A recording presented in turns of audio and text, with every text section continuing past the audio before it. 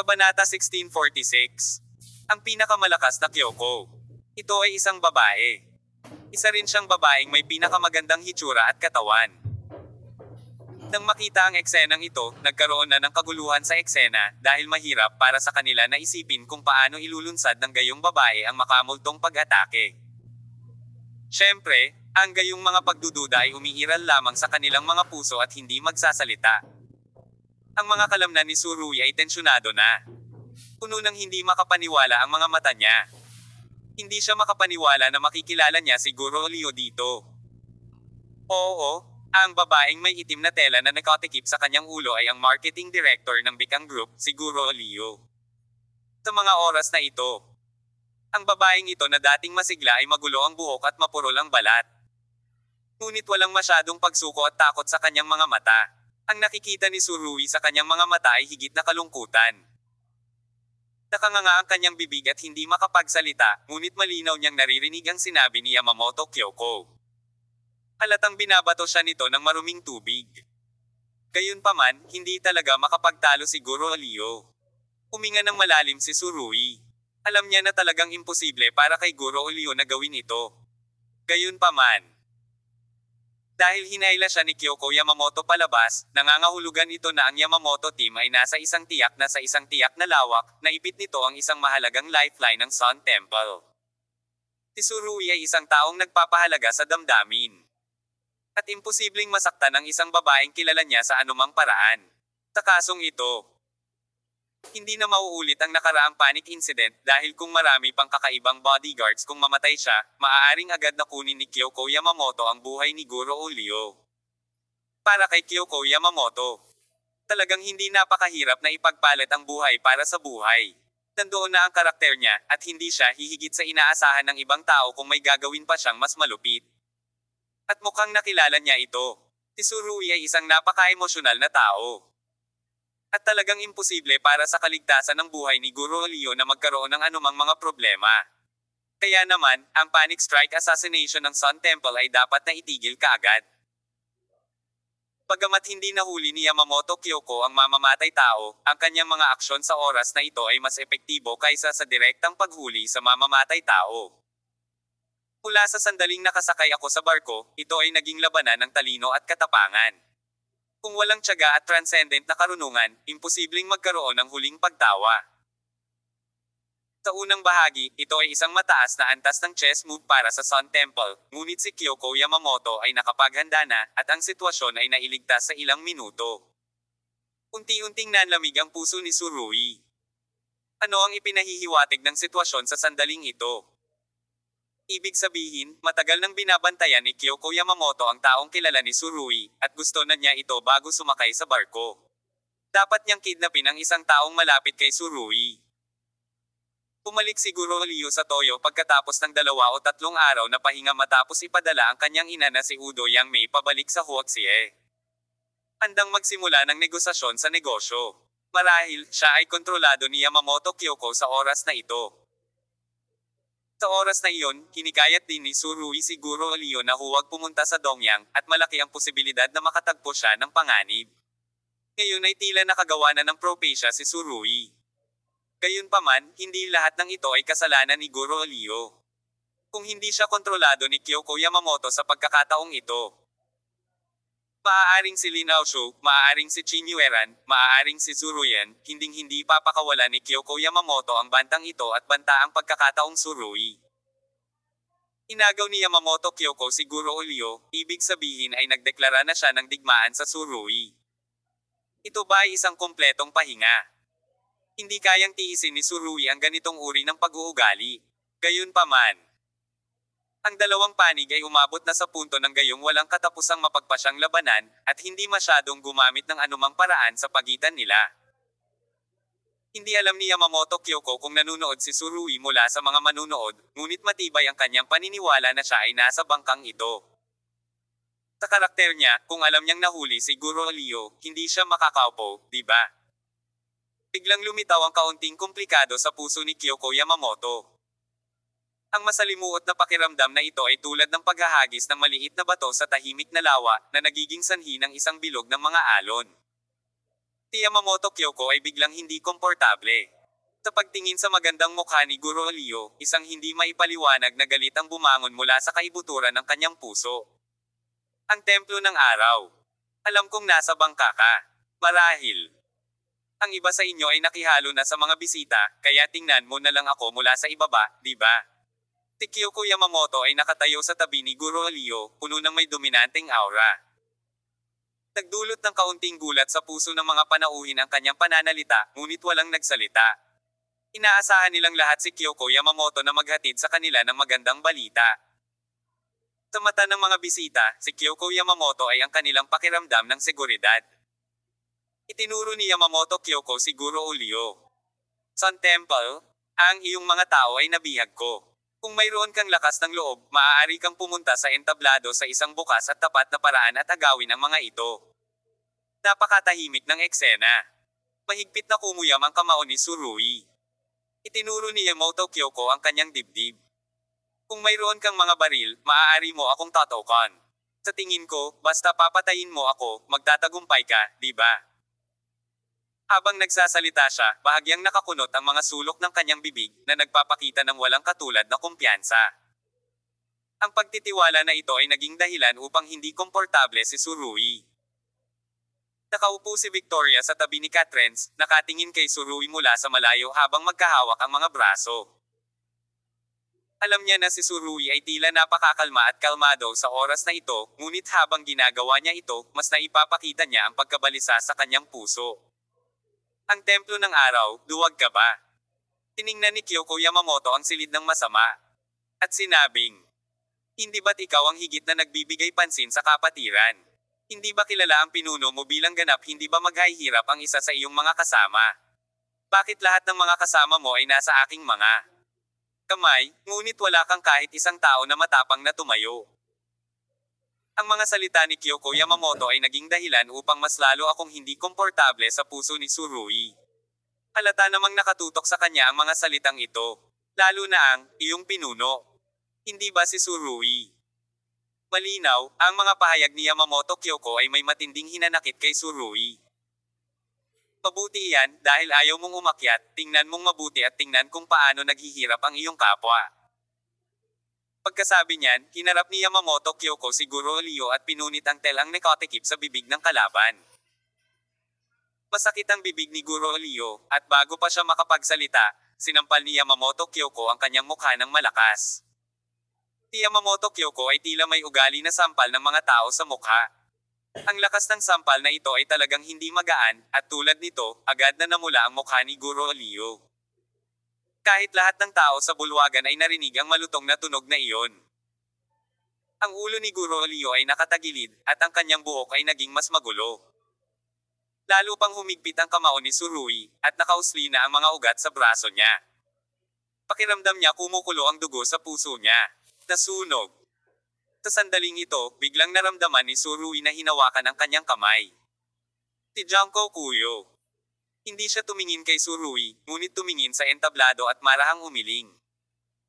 Malinaw, ang pag-iling ng kanyang ulo ay ginawa para kay Tsurui. Ito ay nagsasabi sa kanya na huwag maging impulsive.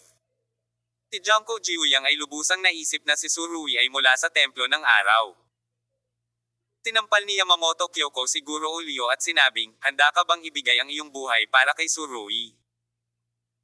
Ang tanong na ito ay tila kakaiba at medyo hindi naaangkop kay Shii. Sa ganoong oras, paano mo maitatanong ang ganoong bagay?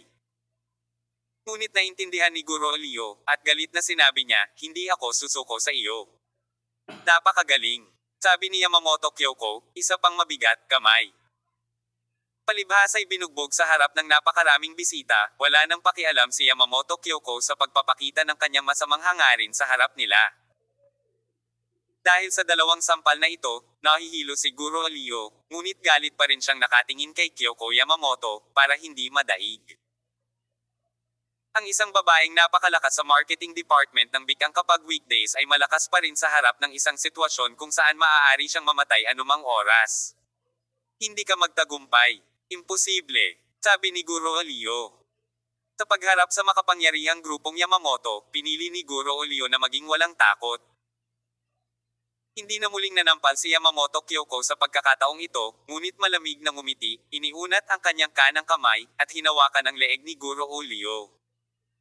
Biglang naging mabilis ang paghinga ni Guro Olio. Ganoon din kay Tsurui. Hindi niya alam kung totoong nandito si Yamamoto Kyoko o nanloloko lang. Pero hindi niya magawang pagtawanan ang buhay ni Guro Olio. Wala na talaga siyang puhunan at kumpiyansa para harapin ang tukso ni Yamamoto Kyoko. Marahil kung si Tsurui ay isang cold-blooded na tao na gagawin ang lahat upang makamit ang kanyang mga layunin. Kung gayon ang diskarte ni Kyoko Yamamoto ay hindi nangangahulugang magiging epektibo. At ang basket ng kawayan ay walang laman. Tsurui talaga ang uri ng tao na nagbibigay ng malaking kahalagahan sa mga damdamin. Kaya ang trick na ito ni Kyoko Yamamoto ay magiging lubhang mabisa. Ang kamay ni Yamamoto Kyoko ay nagtatrabaho pa rin ng husto, at ang mukha ni Guro Olio ay halatang namumula. Marahil, sa nakaraan, si Kyoko Yamamoto ay walang pinagkaiba sa pagsakal ng tao at pagtapak ng langgam, ngunit talagang hindi na siya hinayaan ni Tsurui na gawin muli ang bagay na iyon. Ang kanyang mga kamao ay lalong humigpit at humigpit. At malinaw na naramdaman ni Junko Jiuyang ang psikolohikal na pagbabago ni Tsurui. Kaya't hinawakan niya ang mga kamay ni Tsurui gamit ang dalawang kamay. Sa oras na ito, ano man ang mangyari, hindi niya kayang panoorin si Tsurui na gawin ito. Iyon ay magiging isang mortal na pagtatapos. Nagawa ni Kyoko Yamamoto na makuha ang 7 pulgada ni Tsurui sa pamamagitan lamang ng isang kamakaway na galaw.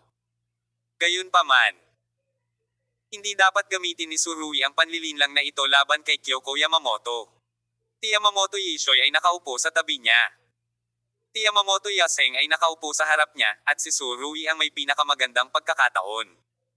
Gayunpaman, naniniwala si Tsurui na sinakalman niya si Yamamoto Yusei o na-hostage si Yamamoto Ichisoy. Imposible para kay Yamamoto Kyoko na manginig ng kaunti. Talagang sasabihin niya, nakuha mo na patayin sila, wala akong pakialam. Ang templo ng araw. Malamig na sinabi ni Kyoko Yamamoto habang kinurot ang leeg ni Guro Olio. Mga duwag, gusto ba ninyong mamatay ang isang babae para sa inyo?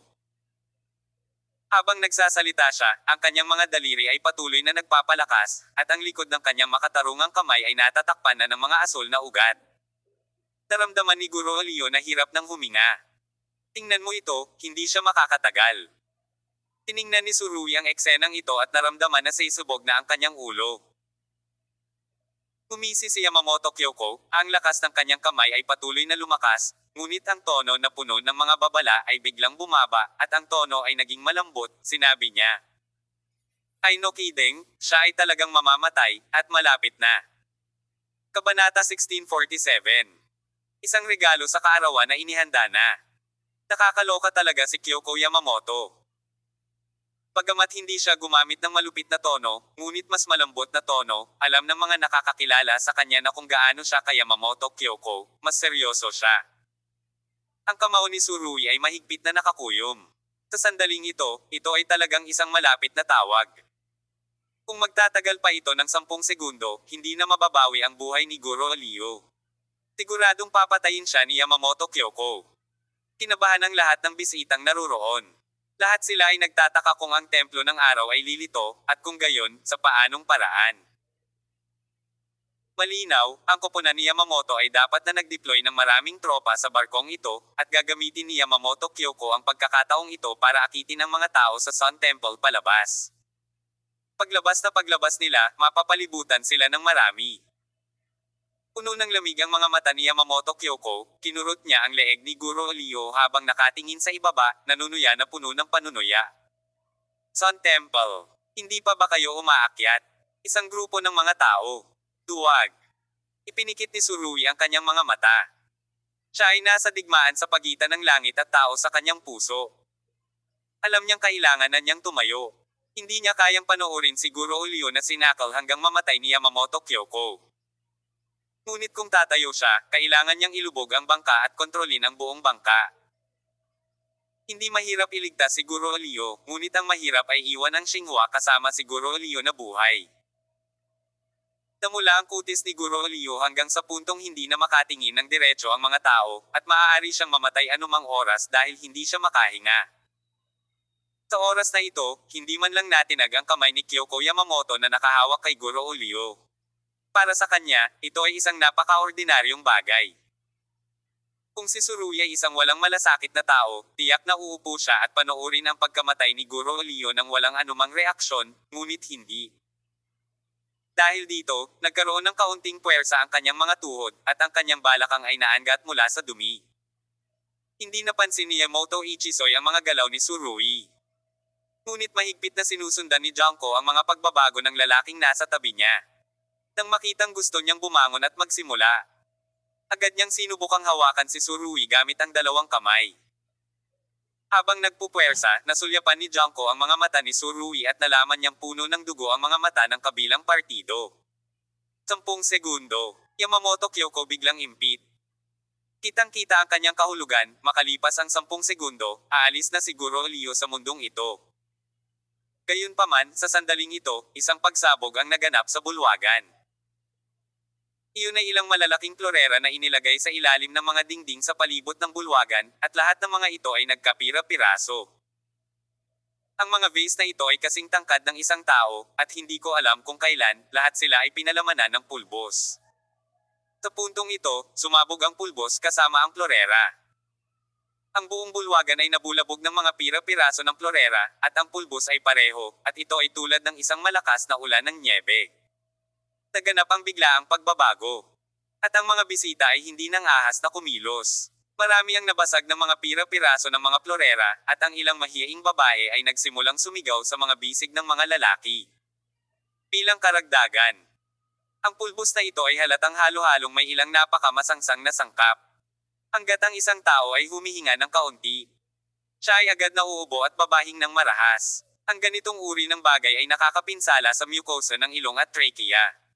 May malakas na stimulating effect. Hindi rin maimulat ng mga bisitang ito ang kanilang mga mata, hanggat idinilat nila ang kanilang mga mata. Ang pulbos ay lilipad sa kanilang mga mata, at ang malakas na pagpapasigla ay agad na pupunuin ang kanilang mga mata ng luha. Ang pagsabog na ito ay nangangahulugan na ang templo ng araw ay narito. Sa sandali ng pagsabog, agad na tinakpan ni Yamamoto Kyoko ang kanyang bibig at ilong gamit ang kanyang manggas, at pagkatapos ay sumigaw. Ibaba mo siya. Si Guro Olio ay agad na na-frame ng dalawang bodyguard, bumalik ka. Sa oras na ito, pinrotektahan na ng 4 na nakaitim na bodyguard si Yamamoto Kyoko sa gitna. Ang buong bulwagan ay sobrang puti na walang sino man ang makikita. Gayunpaman, sa sandaling ito, lumipat si Tsurui. Tinidiin pa rin ni Juniko Jiuyang si Tsurui. Ngunit lumabas na ang kalaban ay sumambulat ng walang kapantay na lakas, at sa isang iglap ay nakawala siya sa kanyang pagpigil at bumaril patungo sa entablado. Hindi iminulat ni Tsurui ang kanyang mga mata, natansyanan niya ang layo ng pag-atake. Miss, ingat ka. Nagmamadaling sumigaw ang isang bodyguard. At pagkatapos sumigaw, umubo siya ng marahas ng 2 beses. Ang irritant ng powder na ito ay masyadong malakas at masyadong malakas. Who knows who got these things on board, and then put them in the vase without knowing it? Tila naramdaman ni Yamamoto Kyoko ang bugzo ng hangin na dumampi sa kanyang tagiliran. Pagkatapos noon, sabay-sabay na tumili ang 2 bodyguard niya, saka bumagsak sa lupa at hindi na muling bumangon. Narito na ang templo ng araw. Si Kyoko Yamamoto ay hindi nataranta. Tinakpan niya ang kanyang ilong at umatras habang malamig na sumisigaw, ipatupad ang plano sa Kabanata 1. Plano ng Kabanata 1.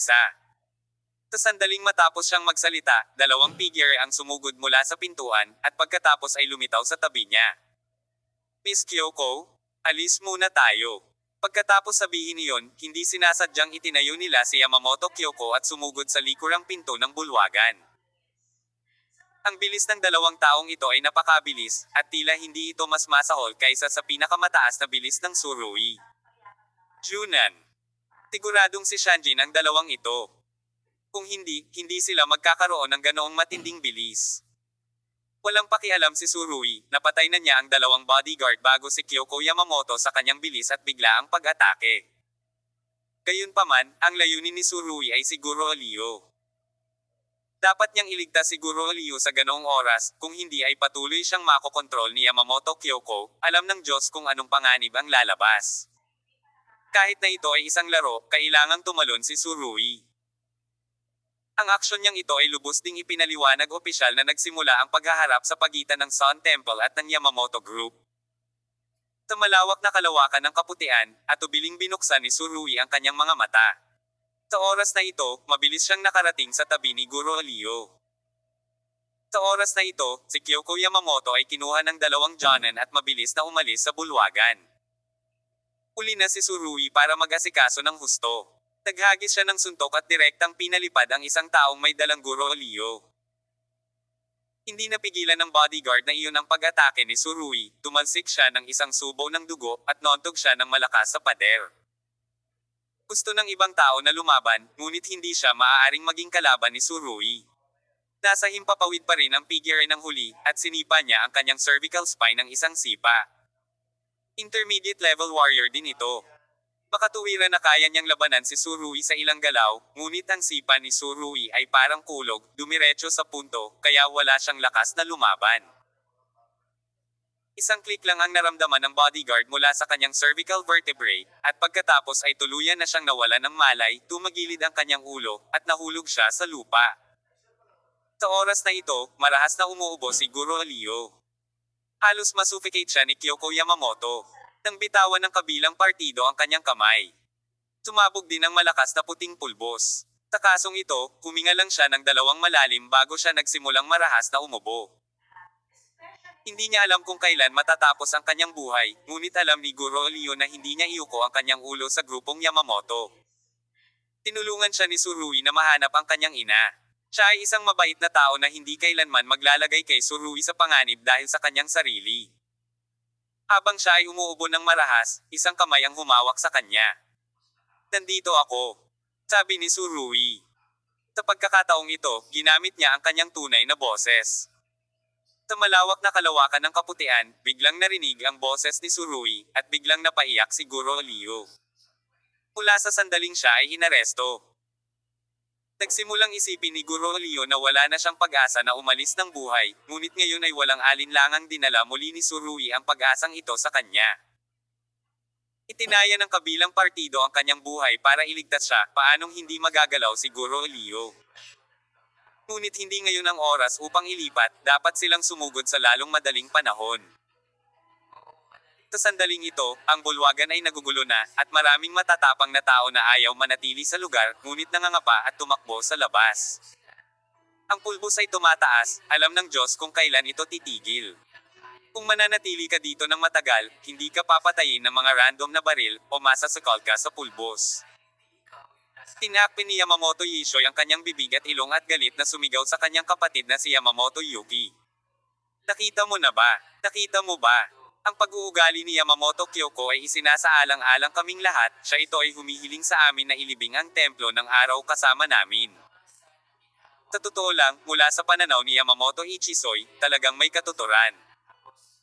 Si Yamamoto Kyoko ay kinuha ng dalawang Junan, ngunit walang mag-aalaga sa kanila. Dahil kayang ayusin ng Sun Temple ang napakaraming masangsang na pulbos sa bulwagan na ito. Nangangahulugan ito na ganap silang handa. Alam ng Diyos kung ano pa ang mga kaayusan ng mga taong ito sa barkong ito ng Xinhua. Malinaw na narinig ni Tsurui ang sinabi ni Yamamoto Kyoko na isagawa ang plano ng kabanata. Hindi niya alam kung ano ang plano, ngunit sa sandaling ito, kailangan niyang kumagat ng bala at lumabas. Sa oras na ito, si Kyoko Yamamoto ay hawak na ng dalawang Junan, at mabilis na umatras mula sa likod na pinto. Tinampal niya ang puting pulbos sa kanyang katawan, nanlamig ang kanyang mga mata.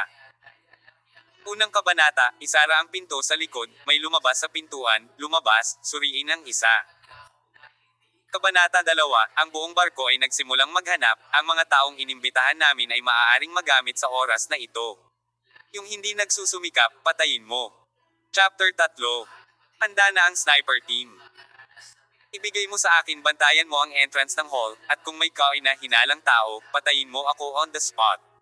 Mas gugustuhin ko pang pumatay ng maling tao kaysa pakawalan ito. Isa-isang naglabas ng mga utos si Yamamoto Kyoko, sa paraang-paraan, nang walang kaunting gulat. Sa oras na ito, sa pangunahing pasukan ng bulwagan, isang grupo ng mga lalaking nakaitim na may itim na baril at mga bala ay naghihintay na sa labanan. Wala silang suot na suit. Nakasuot sila ng itim na combat uniform. Walang nakakaalam kung kailan lumitaw ang grupong ito ng mga tao, ngunit mabilis silang lumitaw sa eksena, at mabilis na pumasok sa isang estado ng labanan. Sa oras na ito, kinailan na ni Tsurugi si Guro Leo at nakikihalubilo sa karamihan. Uminto na ang pagsabog at dumagsa ang mga tao sa labas, maging ang mga pangunahing miyembro ng pamilya gaya nina Yamamoto Ichisoy at Yamamoto Yuki ay kasama na nila. Pinaikit ni Tsurugi ang kanyang mga mata at ang kanyang ekspresyon ay seryoso. Alam niya na hanggat nakalabas siya sa pintong ito, oras na para magsimula ang tunggalian. Naiisip ni Yamamoto Kyoko ang kaguluhan sa bulwagan sa pamamagitan ng pinto. Sabi niya, punta tayo sa front door. Gayun din, hilingin sa aking ama na pumunta sa tulay at hayaan siyang makita ang aking pagkubkob sa templo ng araw. Ito ang birthday gift ko sa kanya. Kabanata 1647. Isang regalo sa kaarawan na inihanda na. Nakakaloka talaga si Kyoko Yamamoto. Bagamat hindi siya gumamit ng malupit na tono, ngunit mas malambot na tono, alam ng mga nakakakilala sa kanya na kung gaano siya kay Yamamoto Kyoko, mas seryoso siya. Ang kamao ni Tsurugi ay mahigpit na nakakuyom. Sa sandaling ito ay talagang isang malapit na tawag. Kung magtatagal pa ito ng 10 segundo, hindi na mababawi ang buhay ni Guro Leo. Siguradong papatayin siya ni Yamamoto Kyoko. Kinabahan ang lahat ng bisitang naruroon. Lahat sila ay nagtataka kung ang templo ng araw ay lilito, at kung gayon, sa paanong paraan. Malinaw, ang koponan ni Yamamoto ay dapat na nag-deploy ng maraming tropa sa barkong ito, at gagamitin ni Yamamoto Kyoko ang pagkakataong ito para akitin ang mga tao sa Sun Temple palabas. Paglabas nila, mapapalibutan sila ng marami. Puno ng lamig ang mga mata ni Yamamoto Kyoko, kinurot niya ang leeg ni Guro Leo habang nakatingin sa ibaba, nanunuya na puno ng panunuya. Sun Temple. Hindi pa ba kayo umaakyat? Isang grupo ng mga tao. Duwag. Ipinikit ni Tsurugi ang kanyang mga mata. Siya ay nasa digmaan sa pagitan ng langit at tao sa kanyang puso. Alam niyang kailangan na niyang tumayo. Hindi niya kayang panoorin si Guro Leo na sinakal hanggang mamatay ni Yamamoto Kyoko. Ngunit kung tatayo siya, kailangan niyang ilubog ang bangka at kontrolin ang buong bangka. Hindi mahirap iligtas si Guro Leo, ngunit ang mahirap ay iwan ang Xinhua kasama si Guro Leo na buhay. Namula ang kutis ni Guro Leo hanggang sa puntong hindi na makatingin ng diretso ang mga tao, at maaari siyang mamatay anumang oras dahil hindi siya makahinga. Sa oras na ito, hindi man lang natinag ang kamay ni Kyoko Yamamoto na nakahawak kay Guro Leo. Para sa kanya, ito ay isang napaka-ordinaryong bagay. Kung si Tsurugi ay isang walang malasakit na tao, tiyak na uupo siya at panoorin ang pagkamatay ni Guro Leo nang walang anumang reaksyon, ngunit hindi. Dahil dito, nagkaroon ng kaunting puwersa ang kanyang mga tuhod, at ang kanyang balakang ay naangat mula sa dumi. Hindi napansin ni Yamamoto Ichisoy ang mga galaw ni Tsurugi. Ngunit mahigpit na sinusundan ni Junko ang mga pagbabago ng lalaking nasa tabi niya. Nang makitang gusto niyang bumangon at magsimula, agad niyang sinubukang hawakan si Tsurugi gamit ang dalawang kamay. Habang nagpupwersa, nasulyapan ni Junko ang mga mata ni Tsurugi at nalaman niyang puno ng dugo ang mga mata ng kabilang partido. 10 segundo, Yamamoto Kyoko biglang impit. Kitang-kita ang kanyang kahulugan, makalipas ang 10 segundo, aalis na si Guro Leo sa mundong ito. Gayunpaman, sa sandaling ito, isang pagsabog ang naganap sa bulwagan. Iyon ay ilang malalaking florera na inilagay sa ilalim ng mga dingding sa palibot ng bulwagan, at lahat ng mga ito ay nagkapira-piraso. Ang mga vase na ito ay kasing tangkad ng isang tao, at hindi ko alam kung kailan, lahat sila ay pinalamanan ng pulbos. Sa puntong ito, sumabog ang pulbos kasama ang florera. Ang buong bulwagan ay nabulabog ng mga pira-piraso ng florera, at ang pulbos ay pareho, at ito ay tulad ng isang malakas na ulan ng nyebe. Naganap ang biglaang pagbabago. At ang mga bisita ay hindi nang ahas na kumilos. Marami ang nabasag ng mga pira-piraso ng mga florera, at ang ilang mahiyaing babae ay nagsimulang sumigaw sa mga bisig ng mga lalaki. Bilang karagdagan, ang pulbos na ito ay halatang halo-halong may ilang napakamasangsang na sangkap. Hanggat ang isang tao ay humihinga ng kaunti, siya ay agad na uubo at babahing ng marahas. Ang ganitong uri ng bagay ay nakakapinsala sa mucosa ng ilong at trachea. May malakas na stimulating effect. Hindi rin maimulat ng mga bisitang ito ang kanilang mga mata. Hanggat idinilat nila ang kanilang mga mata. Ang pulbos ay lilipad sa kanilang mga mata, at ang malakas na pagpapasigla ay agad na pupunuin ang kanilang mga mata ng luha. Ang pagsabog na ito ay nangangahulugan na ang templo ng araw ay narito. Sa sandali ng pagsabog, agad na tinakpan ni Yamamoto Kyoko ang kanyang bibig at ilong gamit ang kanyang manggas, at pagkatapos ay sumigaw. Ibaba mo siya.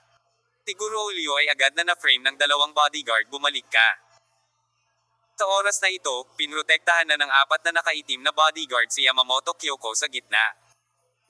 Ang buong bulwagan ay sobrang puti na walang sino man ang makikita. Gayunpaman, sa sandaling ito, lumipat si Tsurui. Tinidiin pa rin ni Juniko Jiuyang si Tsurui. Ngunit lumabas na ang kalaban ay sumambulat ng walang kapantay na lakas, at sa isang iglap ay nakawala siya sa kanyang pagpigil at bumaril patungo sa entablado. Hindi iminulat ni Tsurui ang kanyang mga mata, natansyanan niya ang layo ng pag-atake. Miss, ingat ka. Nagmamadaling sumigaw ang isang bodyguard. At pagkatapos sumigaw, umubo siya ng marahas ng 2 beses. Ang irritant ng powder na ito ay masyadong malakas at masyadong malakas. Who knows who got these things on board, and then put them in the vase without knowing it. Tila naramdaman ni Yamamoto Kyoko ang bagzo ng hangin na dumampi sa kanyang tagiliran. Pagkatapos noon, sabay-sabay na tumili ang 2 bodyguard niya, saka bumagsak sa lupa at hindi na muling bumangon. Narito na ang templo ng araw. Si Kyoko Yamamoto ay hindi nataranta. Tinakpan niya ang kanyang ilong at umatras habang malamig na sumisigaw, ipatupad ang plano sa Kabanata 1. Plano ng Kabanata 1. Sa sandaling matapos siyang magsalita, 2 figure ang sumugod mula sa pintuan, at pagkatapos ay lumitaw sa tabi niya. Miss Kyoko, alis muna tayo.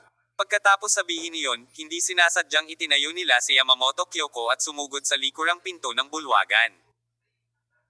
Ang bilis ng 2 taong ito ay napakabilis, at tila hindi ito mas masahol kaysa sa pinakamataas na bilis ng Tsurui. Junan. Siguradong si Shanjin ang 2 ito. Kung hindi sila magkakaroon ng ganoong matinding bilis. Walang pakialam si Tsurui, napatay na niya ang 2 bodyguard bago si Kyoko Yamamoto sa kanyang bilis at biglaang pag-atake. Gayunpaman, ang layunin ni Tsurui ay si Guro Lyo. Dapat niyang iligtas si Guro Lyo sa ganoong oras, kung hindi ay patuloy siyang makokontrol ni Yamamoto Kyoko, alam ng Diyos kung anong panganib ang lalabas. Kahit na ito ay isang laro, kailangang tumalon si Tsurui. Ang aksyon niyang ito ay lubos ding ipinaliwanag opisyal na nagsimula ang paghaharap sa pagitan ng Sun Temple at ng Yamamoto Group. Sa malawak na kalawakan ng kaputian, at tubiling binuksan ni Tsurui ang kanyang mga mata. Sa oras na ito, mabilis siyang nakarating sa tabi ni Guro Lyo. Sa oras na ito, si Kyoko Yamamoto ay kinuha ng 2 Jonin at mabilis na umalis sa bulwagan. Uli na si Tsurui para mag-asikaso ng husto. Naghagis siya ng suntok at direktang pinalipad ang isang taong may dalang Guro Lyo. Hindi napigilan ng bodyguard na iyon ang pag-atake ni Tsurui, tumalsik siya ng isang subo ng dugo, at nontog siya ng malakas sa pader. Gusto ng ibang tao na lumaban, ngunit hindi siya maaaring maging kalaban ni Tsurui. Nasa himpapawid pa rin ang figure ng huli, at sinipa niya ang kanyang cervical spine ng isang sipa. Intermediate level warrior din ito. Makatuwiran na kaya niyang labanan si Tsurui sa ilang galaw, ngunit ang sipa ni Tsurui ay parang kulog, dumiretso sa punto, kaya wala siyang lakas na lumaban. Isang click lang ang naramdaman ng bodyguard mula sa kanyang cervical vertebrae, at pagkatapos ay tuluyan na siyang nawalan ng malay, tumagilid ang kanyang ulo, at nahulog siya sa lupa. Sa oras na ito, marahas na umuubo si Guro Lyo. Halos masuffocate siya ni Kyoko Yamamoto. Nang bitawan ng kabilang partido ang kanyang kamay. Sumabog din ang malakas na puting pulbos. Sa kasong ito, huminga lang siya ng 2 malalim bago siya nagsimulang marahas na umubo. Hindi niya alam kung kailan matatapos ang kanyang buhay, ngunit alam ni Guro Lyo na hindi niya iuko ang kanyang ulo sa grupong Yamamoto. Tinulungan siya ni Tsurui na mahanap ang kanyang ina. Siya ay isang mabait na tao na hindi kailanman maglalagay kay Tsurui sa panganib dahil sa kanyang sarili. Habang siya ay umuubo ng marahas, isang kamay ang humawak sa kanya. Nandito ako, sabi ni Tsurui. Sa pagkakataong ito, ginamit niya ang kanyang tunay na boses. Sa malawak na kalawakan ng kaputian, biglang narinig ang boses ni Surui, at biglang napaiyak si Guro Liu. Mula sa sandaling siya ay inaresto. Nagsimulang isipin ni Guro Liu na wala na siyang pag-asa na umalis ng buhay, ngunit ngayon ay walang alinlangang dinala muli ni Surui ang pag-asang ito sa kanya. Itinaya ng kabilang partido ang kanyang buhay para iligtas siya, paanong hindi magagalaw si Guro Liu. Ngunit hindi ngayon ang oras upang ilipat, dapat silang sumugod sa lalong madaling panahon. Sa sandaling ito, ang bulwagan ay nagugulo na, at maraming matatapang na tao na ayaw manatili sa lugar, ngunit nangangapa at tumakbo sa labas. Ang pulbos ay tumataas, alam ng Diyos kung kailan ito titigil. Kung mananatili ka dito ng matagal, hindi ka papatayin ng mga random na baril, o masasakal ka sa pulbos. Tinakpin ni Yamamoto Yishoy ang kanyang bibig at ilong at galit na sumigaw sa kanyang kapatid na si Yamamoto Yuki. Nakita mo na ba? Nakita mo ba? Ang pag-uugali ni Yamamoto Kyoko ay isinasaalang-alang kaming lahat, siya ito ay humihiling sa amin na ilibing ang templo ng araw kasama namin. Sa totoo lang, mula sa pananaw ni Yamamoto Ichisoy, talagang may katuturan. Si Yamamoto Kyoko ay kinuha ng 2 junan, ngunit walang mag-aalaga sa kanila. Dahil kayang ayusin ng Sun Temple ang napakaraming masangsang na pulbos sa bulwagan na ito. Nangangahulugan ito na ganap silang handa. Alam ng Diyos kung ano pa ang mga kaayusan ng mga taong ito sa barkong ito ng Xinhua. Malinaw na narinig ni Surui ang sinabi ni Yamamoto Kyoko na isagawa ang plano ng kabanata. Hindi niya alam kung ano ang plano, ngunit sa sandaling ito, kailangan niyang kumagat ng bala at lumabas. Sa oras na ito, si Kyoko Yamamoto ay hawak na ng 2 junan, at mabilis na umatras mula sa likod na pinto.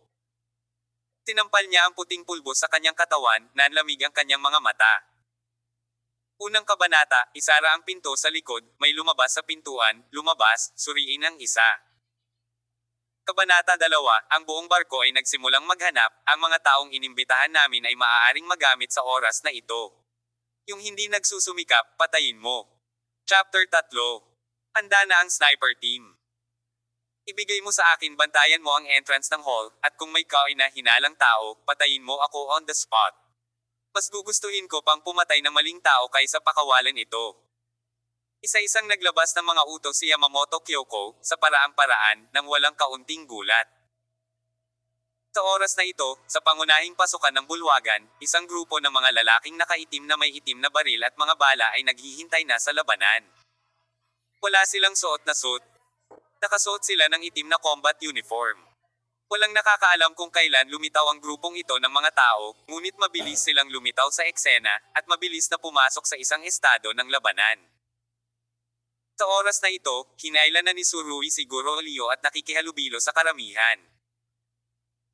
Uminto na ang pagsabog at dumagsa ang mga tao sa labas, maging ang mga pangunahing miyembro ng pamilya gaya nina Yamamoto Ichisoy at Yamamoto Yuki ay kasama na nila. Pinaikit ni Surui ang kanyang mga mata at ang kanyang ekspresyon ay seryoso. Alam niya na hanggat nakalabas siya sa pintong ito, oras na para magsimula ang tunggalian. Naiisip ni Yamamoto Kyoko ang kaguluhan sa bulwagan sa pamamagitan ng pinto. Sabi niya, punta tayo sa front door. Gayun din, hilingin sa aking ama na pumunta sa tulay at hayaan siyang makita ang aking pagkubkob sa templo ng araw. Ito ang birthday gift ko sa kanya. Kabanata 1648. Mga kritikal na panahon. Isang regalo sa kaarawan para kay Taiichiro Yamamoto. Ipinapakita nito na may plano si Kyoko Yamamoto. Ang anyayahan ng matanda sa tulay ay ang hayaan siyang manood ng labanan ng siglo. Ito ang kapalaran sa pagitan ni Yamamoto Gumi at ng Sun Temple, at walang makakatakas dito. At, sa sinabi ni Yamamoto Kyoko, mahuhusgahan na sadyang pinili niya ang petsa ngayon. Bukas, gusto kong ipagdiwang ang kaarawan ni Yamamoto Taiichiro, kaya maghahanda ako ng regalo ngayon bilang isang malaking regalo. Ang pinakamagandang regalo sa kaarawan, syempre, ay ang patayin ang Temple of the Sun, para makapagpahinga ng maluwag ang Yamamoto Group mula ngayon.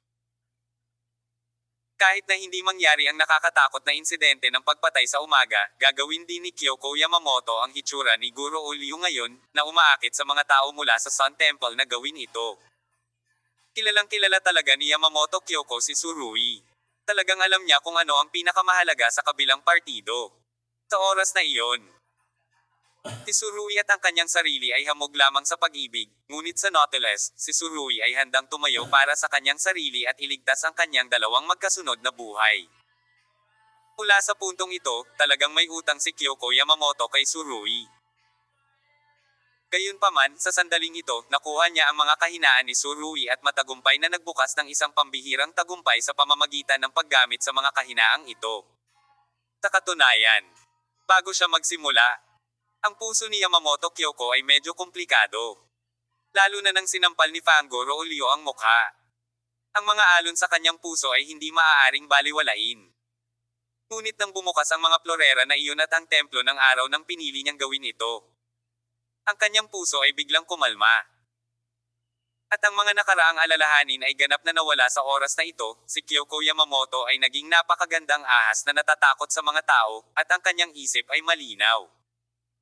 Sa oras na ito, ang tunay na Yamamoto Taiichiro ay papunta na sa tulay.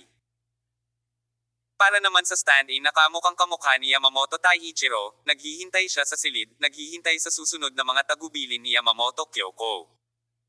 Gumamit si Kyoko Yamamoto ng serial meter. Bago pa man siya makasakay sa barko, naglatag na siya ng serye ng mga estratehiya. At ang templo ng araw ay magiging dehado dahil sa mga estratehiyang ito. Mayroon lamang silang mga sundalo na darating upang harangin sila. At pinamumunuan sila ni Yamamoto Kyoko sa pamamagitan ng ilong.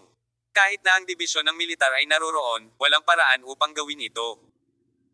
At, hanggat nasa kamay si Guro Leo, napakasimple ng lahat. Hindi mapabayaan ni Yamamoto Kyoko si Guro Leo ng ganoon kadali. Ang babaeng ito ang pag-asa niyang manalo. Para kay Kyoko Yamamoto, ang labanang ito ay mapapanalo lamang, hindi matatalo. Kahit na si Tsurui ay gumanap ng isang napakahalagang papel sa isang tiyak na sandali sa kanyang buhay. At mayroon ding isang mahalagang posisyon sa kanyang puso. Ngunit para sa mga taong tulad ni Yamamoto Kyoko, Tsurui ito ay isang dumadaan lamang sa kanyang buhay na hindi dapat lumitaw. Siya ay dumating ng hindi sinasadya at hindi huminto. Kaya't si Yamamoto Kyoko ay hindi kailangang maging nostalgic para sa gayong dumaraan. Kung ikukumpara sa pangmatagalang plano ni Yamamoto, ang lahat ay hindi napakahalaga. At saka, ang templo ng araw ay nagligtas sa babae pagkatapos ng lahat. Ito ay dapat na mga tagubilin ni Tsurui.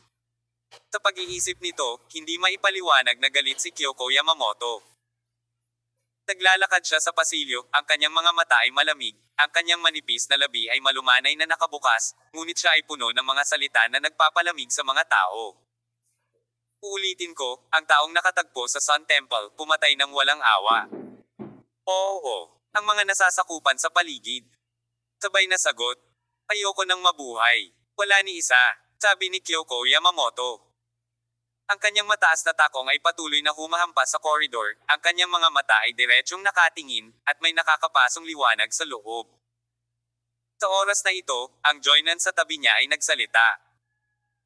Kyoko, kung ang Diyos ng araw na si Apollo ay lumitaw, dapat ba niya itong patayin ng direkta? Ang joinan ay naging miyembro ng silangan. Mga bihirang hayop, sa pagkakataong ito si Kyoko Yamamoto ay may dalawa sa tabi niya. Makikita kung gaano karaming pagsisikap ang ginamit ni Yamamoto Kyoko para lipulin ang templo ng araw sa pagkakataong ito. Napatay din ba ang Diyos ng araw na si Apollo? Matapos marinig ito, tumigil sandali si Kyoko Yamamoto, at pagkatapos ay sinabi ng walang pag-aalinlangan. Sinabi ko na, huwag kang mabuhay. Ito ay determinasyon. Habang patuloy na naglalakad si Yamamoto Kyoko sa hagdan patungo sa tulay. Naunang dumating ang tunay na Yamamoto Taiichiro, tumingin siya sa labasan ng hall sa ibaba, bahagyang ngumiti, at sinabing, ibang-iba ang hitsura ngayon. Ito ay masigla. Bagamat may ngiti sa kanyang mukha, may matinding panunuya sa kanyang tono. Nakatayo sa tabi niya ang isang matandang lalaki na halos kasing edad niya, nakasuot ng tradisyonal na oriental na damit na may kutsilyo sa magkabilang kamay. Si Kyoko ay talagang isang matapang at maingat na bata. Sinabi ng matanda, Yamamoto, ang iyong Yamamoto team ay maaaring ganap na ibigay sa kanya. Ang matanda ay mukhang palpak kadalasan. Ang aking buhok ay masyadong manipis, at ang aking mukha ay kulubot. Kung nakikita mo ito sa mga karaniwang araw, imposibleng ituring siya bilang isang master. Si Yamamoto Taiichiro ay nakinig sa mga salita ng matanda, ngunit hindi nagpahayag ng kanyang opinyon. Tumingin ang matanda kay Taiichiro Yamamoto na hindi nagpahayag ng kanyang posisyon, umiling, at saka ngumiti ng makahulugan. Sa oras na ito, ang boses ni Yamamoto Kyoko ay nanggaling sa labas ng tulay. Senior Jiuyang, ang iyong papuri ay talagang nagpapahiya sa akin. Ang matandang ito ay si Jiuyang Tianjun. Ayon sa mga salita ni Junko, mahigit 20 taon na ang nakalipas, nalampasan na niya ang pagkakaroon ng Peak Jinnin. Ngayon walang nakakaalam kung ano ang naabot nito. Sa oras na ito, si Tsurui ay nagsisiksikan pa rin sa bulwagan. Sa husay niya, madali talagang sumugod palabas, nang sumugod siya upang iligtas ang mga tao. Mayroon pa ring malawak na kalawakan ng puti sa kanyang harapan. Siguradong hindi nakita ni Yamamoto Kyoko ang kanyang hitsura. Sa makatuwid, mula sa puntong ito, ang Tsurui ay ligtas pa rin. Gayunpaman, hindi ibig sabihin na ligtas siya ay ligtas din si Guro Leo. Hanggat nagpapakita ang babaeng ito, tiyak na makikilala siya. Yamamoto Kyoko ay hindi siya maaaring pabayaan. Sa makatuwid, ang ligtas na lugar ni Guro Leo ay nasa loob lamang ng bulwagan na ito. Hanggat umalis siya sa bulwagan na ito, tiyak na mamamatay siya. Maraming bisita ang nagsisiksikan sa labas, ngunit ang mga bantay sa pintuan ay napakahigpit. Tinuri ng lahat ng mabuti upang matiyak na walang problema bago sila ilabas. Lubos nitong binabawasan ang bilis ng paggalaw ng mga bisita sa loob. Nabulunan sila at inubo at nagreklamo, at medyo hindi nila matiis. Pero kahit anong galit nila, wala silang magagawa, kailangan nilang tanggapin ang inspeksyon ng Yamamoto team. Maaaring maghinala ang ilang tao na ang ganitong uri ng inspeksyon ay hindi masyadong makabuluhan. Kung tutuusin, ang mga tao sa templo ng araw ay nakasuot ng disguise at hindi pa sila nalantad noon. Anong mga kaina-hinalang tao ang maaaring suriin ng mga bodyguard na ito? Gayunpaman, si Kyoko Yamamoto ay matagal nang nag-aalala tungkol sa lahat ng ito. Tumayo si Yamamoto Kyoko sa tulay, malamig na tumingin sa ibaba, at sinabi sa nasasakupan sa tabi niya.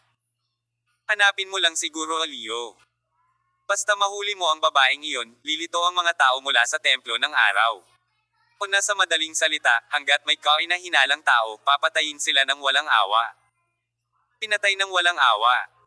Ang apat na salitang ito ay may lasa ng pagtingin sa mundo. Nakinig si Jiuyang Tianjun, at nakangiting tumango. Kyoko, isa ka talagang babae na hindi pumapayag sa mga lalaki. Bahagyang ngumiti si Yamamoto Kyoko. Sa harap ng kaaway, kailangan nating maging maingat. Ang mga mata ni Jiuyang Tianjun ay puno ng paghanga. Sa harap ng kaaway, kaya mo pa ring harapin ang gayong kawalang interes, Kyoko, ang iyong puso ay nasa parehong edad. Ito ay bihira sa mga tao, at ito ay napakahalaga. Hindi ko alam kung gaano karaming tao sa buong Toyo ang umaasa na makakuha ng papuri kay Jiuyang Tianjun, ngunit sa harap ng gayong papuri, bahagyang ngumiti si Yamamoto Kyoko. Hayaan ang mga nakatatanda. Itinuro ni Jiuyang Tianjun. Sana makita kang magtagumpay. Bahagyang tumango si Yamamoto Kyoko. Sa oras na ito, ang ilan sa mga pulbos sa bulwagan ay nahulog, ngunit ang ulo at katawan ng lahat ay karaniwang natatakpan ng pulbos, at ang pinakamaliit na paggalaw ay puting alikabok. Kung ikukumpara sa pagkabulag ng ibang tao, malinaw na mas mabuti ang kalagayan ni Tsurui. Pinaikit niya ang kanyang mga mata sa mga biyak, sinusubukang bawasan ang pagkagambala ng mga puting alikabok sa kanya. Mahigpit na hinawakan ni Guro Leo ang kamay ni Tsurui at hindi binitawan. Wala siyang masabi na pasasalamat kay Tsurui, dahil sa sandaling ibukan niya ang kanyang bibig, maririnig iyon ng mga bisita sa tabi niya, at si Tsurui ay magiging target ng pambabatikos ng publiko. 10 metro lang ang layo nito sa pintuan. Sina Tsurui at Guro Leo ay parehong tinutulak at tinutulak ng iba. Ang distansyang ito ay halos ang distansya sa pagitan ng buhay at kamatayan. Naniniwala si Tsurui na pagkatapos ng mahigpit na inspection, ang Yamamoto team ay dapat na nag-deploy ng mataas na puwersa at mabigat na firepower. Hanggat binitawan ni Tsurui si Guro Leo sa oras na ito, ligtas siya. Pero, hindi niya ginagawa. Guro Leo ay hindi na dapat mahulog muli sa mga kamay ni Yamamoto. Kailangan mong mag-isip ng solusyon ng mabilis. Habang mas nababalisa si Tsurui, mas naging kalmado ang kanyang isip. Pinag-isipan niya itong mabuti, at saka tumayo ng matatag. Sa oras na ito, biglang tumunog ang isang sumpa sa hindi kalayuan sa Surui. "Damn bastard, tinapakan mo ang paa ko." Boses ito ni Yamamoto. Ang babaeng ito ay nasa estado din ng kahihiyan sa mga sandaling ito. Hindi ko alam kung sinong high heels ang nakatapak sa paa niya na ikinasakit niya. Sumimangot si Surui, iniisip ito. Hinailan niya si Guro Leo at mabilis na lumapit kay Yamamoto Ichishui. At galit na nagmumura pa si Yamamoto Ichisoy. "Damn bastard! Alam mo ba kung sino ako?" Ubo, ubo. Habang pinapagalitan, itinulak niya ang mga tao sa paligid niya, at muling lumipad ang puting alikabok, na sinasakal ang isang malaking lugar sa paligid niya. Lahat ay umuubo ng marahas. Sa oras na ito, puno ng hinanakit ang puso ni Yamamoto Ichisoy. Malapit na niyang kamuhian ang maliit na kapatid na iyon. Kung hindi na i-set up ni Yamamoto Kyoko ang larong ito ng maaga. Paano siya napunta sa ganito? Si Yamamoto Izumi ay nanumpa na pagkatapos niyang umalis, siya ay agad na maghihiganti. Sa gitna ng ingay ng pag-ubo, naitulak na ni Surui ang mga tao at hinaila si Guro Leo sa tabi ni Yamamoto Ichisoy. Si Yamamoto Izumi ay ganap na hindi nakaimik sa oras na ito. Nakayuko siya at umuubo sa karamihan nang bigla siyang nakaramdam ng malakas na suntok sa kanyang batok. Ginawang kutsilyo ni Surui ang kanyang palad at direktang tinaga ang cervical vertebra ni Yamamoto Ichisoy. Kabanata 1649. Nakatago. Si Surui ay dumanas ng ganoong suntok kahit na ang isang martial arts expert ay kailangang mahimatay, at si Yamamoto Ichisoy ay hindi makakaligtas. Natamba siya ng mahina. Hinawakan ni Surui si Guro Leo sa isang kamay at si Yamamoto Yishoy sa kabilang kamay, at dinala siya sa paligid ng karamihan. Sa kabutihang palad, ang puting alikabok sa kalangitan ay naging dahilan upang hindi maimulat ng lahat ang kanilang mga mata at nabuo ang pinakamagandang takip para sa Surui. Lumapit ang tatlo sa ilalim ng dingding, at bumulong si Surui kay Guro Leo, "Maghubad ka." Maghubad. Sa pagkakataong ito, bagamat medyo naguguluhan si Guro Leo, hindi niya kinwestiyon ang utos ni Surui. Sa makatuwid, ang puting nyebe na eksena ay lumitaw sa harap ng mga mata ni Surui. Wala masyadong mood si Surui para tangkilikin ang ganitong uri ng tanawin sa oras na ito. Inaalis niya ang butones ni Yamamoto Ichisoy, at sinabing hindi lumilingon. "Tanggalin mo rin ang iyong pantalon, sapatos, bilasan mo. Bilasan mo." Hindi nagatubili si Guro Leo, at agad na sinimula na habarin ang kanyang maong.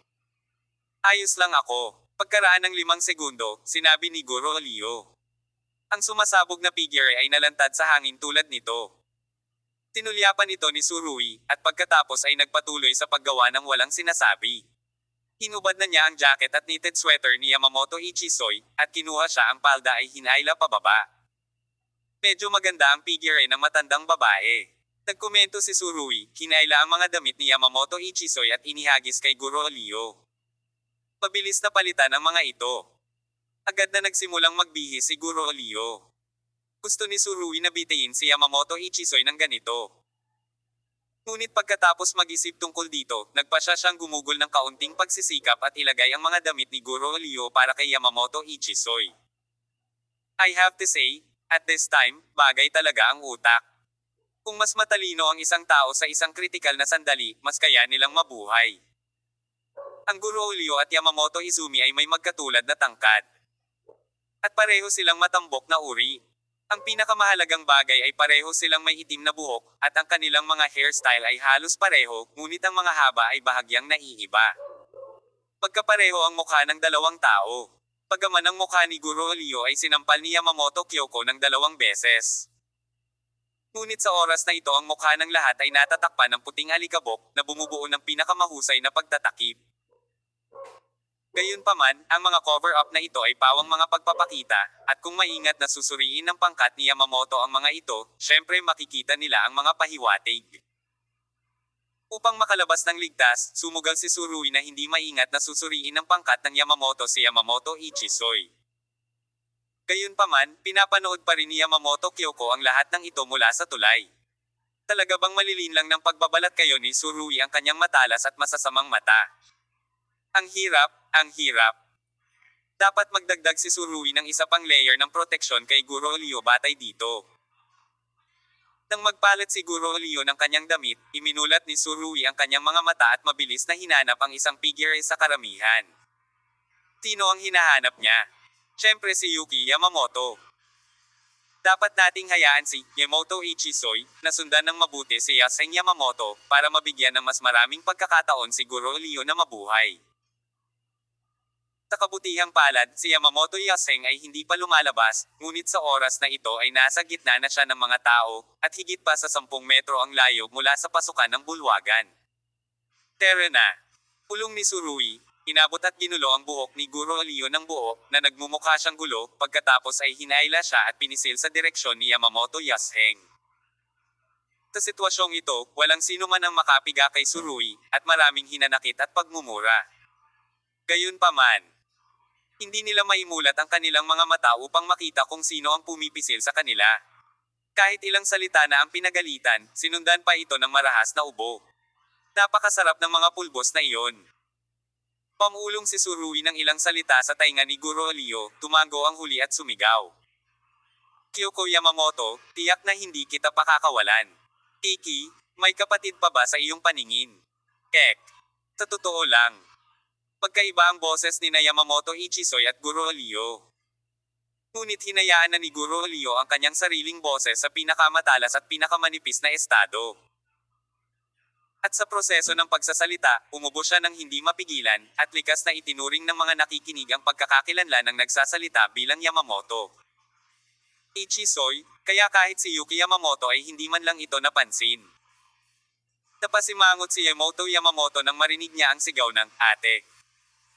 Sa kanyang opinyon, napaka hindi makatwira na gumawa ng ganoong sigaw sa sandaling ito. Hindi ba ito isang malinaw na pagtatangka upang ipakita sa iba ang mga contradiction ng pamilya Yamamoto? Gayunpaman, sa oras na ito, si Yamamoto Yuki ay medyo naiinis din kay Yamamoto Kyoko. Hindi binalak ng maliit na kapatid na babae na sabihin sa kanila ang tungkol sa planong ito na akayin ng ahas palabas ng butas. Kung hindi, paanong ang magkapatid na ito ay nasa ganoong panganib? Ichishui, huwag kang ang magsalita ng kalokohan, halika dito dali. Sigaw ni Yamamoto Yuki, sabay abot ng kamay sa direksyon ni Yamamoto Ichisoy. Bahagya niyang iminulat ang kanyang mga mata, at nakita niya ang kapatid na babae na tumutulak sa kanya. Tama si Ichisoy, iyon din ang naisip ko. Hey, ilagay natin ang ating personal na kaligtasan sa kapinsalaan ni Kyoko Yamamoto. Isa pang boses ang umalangaw-ngaw sa harap ni Yuki Yamamoto. Ang may-ari ng boses na ito ay si Yamamoto Huakang, ang nakababatang kapatid ni Yamamoto Yaseng, at ang nakatatandang kapatid ni Yamamoto Ichisoy.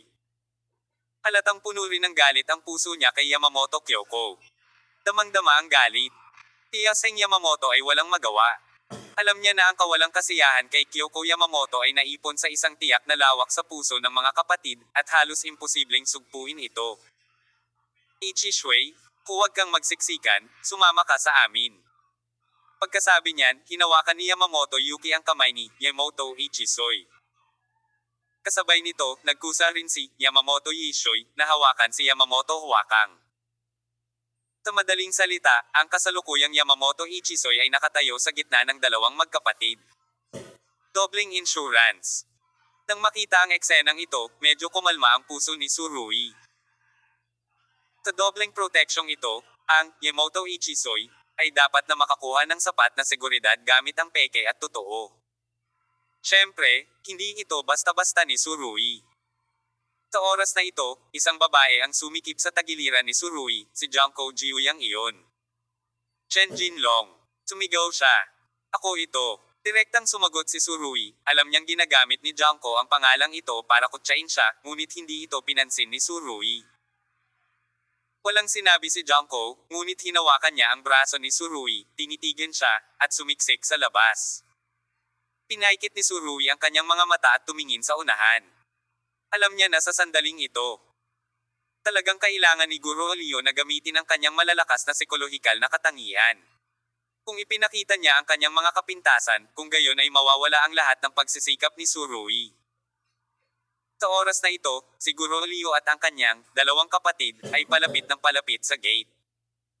Nilinaw ng koponan ni Yamamoto na nahuhuli nila si Guro Leo. Nang pumutok ang florera, Talagang binalak ni Yamamoto Kyoko na kunin siguro o Leo.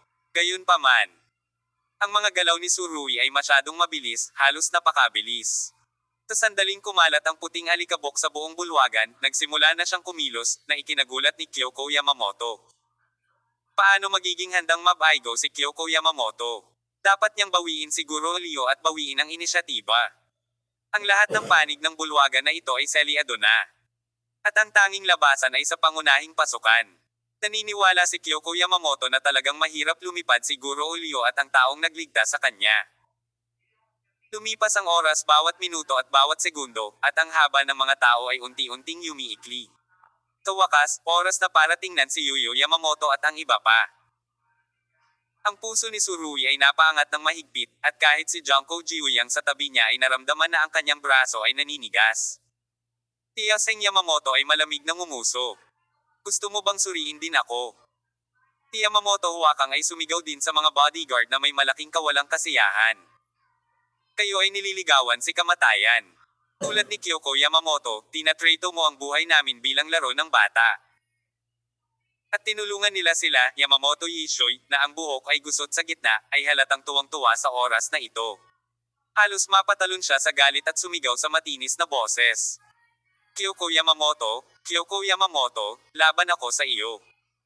Pagkatapos sumigaw, umubo na naman siya ng marahas, at hindi man lang niya maituwid ang likod niya. Tinapik ni Yamamoto Huwakang si Yamamoto Ichisoy sa likod. Umubo at sinabing, Yamamoto Kyoko, tingnan mo kung ano ang pinahirapan naming lahat sa iyo. Ano ang nasa iyong mga mata? May mga kamag-anak pa bang katulad natin? Sigaw ni Yamamoto Huwakang na umaakit sa atensyon ng lahat. Mayroong ilang iba pang mga pangunahing miyembro ng grupong Yamamoto sa karamihan. At matagal na silang hindi nasisiyahan kay Kyoko Yamamoto. Sa oras na ito, nang marinig nila na si Yusei Yamamoto at ang iba pa ay nagsimulang magpahayag ng kanilang galit sa publiko, natural nilang pinigilan ito. Hindi makapagpigil, sumigaw silang lahat. Lalong magulo ang sitwasyon. Sa oras na ito, hindi pa rin maimulat ni Yamamoto Yuki at ng iba pa ang kanilang mga mata. Nairita sila sa puting pulbos at patuloy na tumutulo ang mga luha. At ang kanilang mga mata ay namumula, namamaga at masakit. Ito ay lubhang hindi komportable. Kung mas hindi ka komportable sa iyong katawan, mas galit ka sa iyong puso. Si Yamamoto Kyoko ay nakatayo sa tulay, malabo na nakikinig sa mga sigaw sa ibaba, ang kanyang mga mata ay puno ng lamig. Matagal na niyang inaasahan ang sitwasyon ngayon, at matagal na niyang nararamdaman ang galit sa puso ng magkapatid na iyon, ngunit wala siyang pakialam. Kung hindi mo kayang panindigan kahit ang tunog na ito, hindi si Kyoko Yamamoto. Tiningnan ni Yamamoto Taiichiro ang magulong sitwasyon sa ibaba, binigyan ng matalim na tingin si Yamamoto Kyoko, pagkatapos ay ibinaling ang kanyang ulo at nagpatuloy na tumingin sa unahan. Maganda ang karakter ni Jiuyang Tianjun. Bahagya siyang ngumiti at sinabing, Kyoko, minsan, kailangan pang hawakan ang mga relasyong ito. Tumango si Yamamoto Kyoko. Salamat, naaalala ko ang mga turo ng mga nakatatanda. Hindi alam ng mga bodyguard sa entrance ng hall kung ano ang gagawin sa mga protesta ng mga kamag-anak na iyon. Umiling si Kyoko Yamamoto, pagkatapos ay tumayo sa tulay at kumaway. Nang makita ito, nagpadala ang mga bodyguard sa ibaba upang tulungan si Yamamoto Yuki at ang iba pa na umalis. Walang paraan. Nag-aalala si Yamamoto Kyoko na kung patuloy na manggugulo ang mga taong ito, talagang magdudulot ito ng galit sa publiko. Sa oras na iyon, maaaring lunurin siya ng laway sa buong barko. Nang makita si Guro Leo na tinutulungan ng iba, nagpakawala ng mahabang hininga si Tsurui. Naging matagumpay ang kanyang plano. Hanggat masisiguro ang kaligtasan ni Guro Leo, mabitawan ni Tsurui ang kanyang mga kamay at paa at magkaroon ng mapagpasyang labanan sa Yamamoto team. Kabanata 1650. Ang malungkot na paalala ng Yamamoto isang water. Lahat ng mga bisita ay umalis sa bulwagan, at sina Tsurui at Junko ay bumalik sa silid na ligtas at maayos. Itinuring na ganap na ligtas si Guro Leo. Pagkalabas niya sa bulwagan, tinundo siya ng 2 bodyguard. Hindi na kailangan pang isipin ni Tsurui, alam niya na ang military advisor ay tiyak na nagayos ng susando sa kanya. Sa puntong ito, ang kanilang tasat na pag-unawa ay sapat pa rin. Bilang karagdagan, Tina Victoria, Xiao Ziyang at iba pa na matagal nang umalis sa bulwagan ay laging alam ang puntong ito. Kahit na hindi sabihin ni Surui, gagawin nilang maagap na lutesin ang mga problema. Talagang gustong malaman ni Surui kung nasa bulwagan ang tagapayo ng militar nang mangyari ang insidente, at kung hindi, sino ang nagpasabog sa 4 na malalaking klorera. Talagang hinahangaan ni Surui ang utak ng military advisor. Nagawa niyang gumawa ng ganoong kaayusan ng maaga, kahit na hindi ito magagamit, ito ay may hahanda. Pakiramdam ni Surui ay maswerte siya na may napakalaking kasambahay sa likod niya. Isa-isang nagsilabasan ang mga tao sa hall. Tahimik na naghihintay si Kyoko Yamamoto, ngunit hindi pa rin siya nahanap ni Guro Olio. Mula sa kanyang mapagkunwari na pananaw, walang makakatakas sa kanyang mga mata, ngunit bakit hindi lumitaw si Guro Olio hanggang sa huli? Malinaw na sinuri ng mga bodyguard na iyon na namamahala sa mga inspeksyon ng mukha ng lahat. Matapos maghintay ng 2 minuto, nalaman ni Yamamoto Kyoko na walang lumabas sa bulwagan, at hindi na siya nakatiis. Sabi niya, "Pare, Senior Jiuyang, bababa muna ako at titingnan ko muna." Si Jiuyang Tianjun ay mukhang napakalapit at nakangiting tumango, habang si Yamamoto Taiichiro ay hindi man lang lumingon at nakatingin pa rin sa deck sa ibaba. Pumaba si Yamamoto Kyoko na walang ekspresyon ng mukha, pumunta sa harap ng bulwagan, at sinabing, "Lumabas na ba ang lahat?" "Miss, lumabas na ang lahat. Ang bodyguard ay iniunat ko na ang aking leeg upang tumingin sa loob, at walang nakatayo." Maaari bang lumipad si Guro Olio gamit ang kanyang mga pakpak? Napakalungkot ng mukha ni Yamamoto Kyoko. "Ibigay mo ako para maghanap." Sa kanyang opinyon, ang bulwagan na ito ay may 2 pinto lamang. Ang pinto sa likod ay ganap na nakaharang. Kung nais mong umalis, maaari ka lamang pumunta sa harap ng pintuan. Gayunpaman, hindi pa lumilitaw si Guro Olio. Nagtatago ba ito sa bulwagan? At saka, sino ang taong nagligtas kay Guro Olio noon? Tuguan pa rin ang mata ni Yamamoto Kyoko. Lahat ay dulot ng nakakairitang puting pulbos kanina. Pero ang kanyang pagkatao ay talagang walang awa na maging malupit sa iba at mas malupit pa sa kanyang sarili. Kahit sobrang sakit ng kanyang mga mata, ngunit hindi pa rin siya kumukurap, hindi man lang humina ang malamig na liwanag sa kanyang mga mata. Isang grupo ng mga lalaking nakaitim na uniforme ng panlaban ang sumugod sa bulwagan na may mga baril sa kanilang mga kamay. Maingat na sinusuri ang bawat sulok dahil sa takot sa isang mapanganib na pagsabog. Sa oras na ito, bagaman maraming puting alikabok sa hangin ang bumagsak sa lupa, isang maliit na bahagi ay lumulutang pa rin sa hangin. Hindi ko alam kung saan gawa ang alikabok na ito. Ito ay masyadong magaan at masyadong magaan. Lumilipad ito sa buong bahay. Ang mga lalaking ito na nakasuot ng uniformeng panglaban ay lahat handa. At sila ay nakasuot ng mahigpit na salaming decollar. Ang alikabok ay hindi makakaapekto sa kanilang paningin. Ngunit sila ay malalanghap pa rin sa pagitan ng paghinga at pag-ubo. Ito rin ay hindi maiiwasan. "Miss, pwede na tayong pumasok, maghintay ka sa labas," sabi ng isang bodyguard. Malamig na sinabi ni Yamamoto Kyoko. "Gusto ko siyang mahuli mismo. Kaya, sa grupo, si Yamamoto Kyoko lamang ang hindi nagsusuot ng salaming decollar, at iyon ay nasa puting alikabok ang hindi pa rin kumukurap na pagkilos ay nagpahanga sa kanya ng lahat ng mga lalaki. Nahanap ko na, eto na." Sa pagkakataong ito, sumigaw ang isang bodyguard. Kaya, lahat ay tumakbo sa direksyon na iyon, at ang alikabok ay itinaas muli sa maraming dami, na nagtulala muli ng kanilang ubo. Tinatayang kapag lumabas ang grupong ito, natatakot akong mahigas sila sa kama ng 1 o 2 araw, at baka magkaroon sila ng bronchitis. Umubo ng husto si Yamamoto Kyoko, pinunit lang niya ang isang piraso ng tela mula sa kanyang jacket at tinakpan ang kanyang bibig at ilong, na tila mas mabuti. Kaagad pagkatapos, nakita niya si Guro Olio na nakahiga sa sulok. Anong nangyari? Iniwan ba si Guro Olio matapos iligtas? Mukhang hindi ito ang paraan ng Sun Temple. Hindi kaya tuluyang ibibigay ni Surui ang babaeng ito para hindi magdulot ng mas malaking pagkalugi sa Temple of the Sun. Magagawa ba talaga ni Surui ang ganoong bagay? Si Yamamoto Kyoko ay likas na pinili na huwag paniwalaan ito, at ayaw niyang paniwalaan ito. Dahil isinuko ng Sun Temple si Guro Olio, ang ibig sabihin ng pag-uugaling ito ay magiging abala siya sa wala. Sa pagtingin sa magulong babae, si Kyoko Yamamoto ay malamig na tumingin at sinabing, gisingin mo siya. Isang bodyguard ang humakbang pasulong at binuhat si Guro Ulio, at pagkatapos ay sinampal sa harap at likod. Medyo nahihilo yata tong babaeng ta. Tinampal niya ito ng 2 beses, pero wala pa rin siyang reaksyon, nakayuko pa rin ang ulo, at nakalaylay ang buhok. Malamig na sinabi ni Yamamoto Kyoko, ilabas mo siya sa akin. Pagkasabi niya nun, tumalikod siya at naglakad palabas. Sa sandaling ito, si Kyoko Yamamoto ay nasa napakasamang kalagayan. Siya ay sabik pa rin para sa mabilis na tagumpay. Nakalimutan niya na ang dahilan kung bakit puwersahang pinatay ng Temple of the Sun ang langit sa magulong kanlurang madilim na mundo ay tiyak na hindi magandang tugma. Kahit na, bago iyon, inimbitahan pa ni Yamamoto Kyoko ang kanyang ama, si Yamamoto Taiichiro, sa tulay at hinayaan siyang panoorin ang lahat ng ito gamit ang kanyang sariling mga mata. Gayunpaman, ang maingat na inihanda na regalo sa kaarawan ay tila ganap na sira. Napakahirap isipin ni Yamamoto Kyoko na talagang ibibigay ni Surui ang kanyang kasama. Hindi kaya tuluyan na niyang binago ang kanyang pagkatao. Hindi dapat.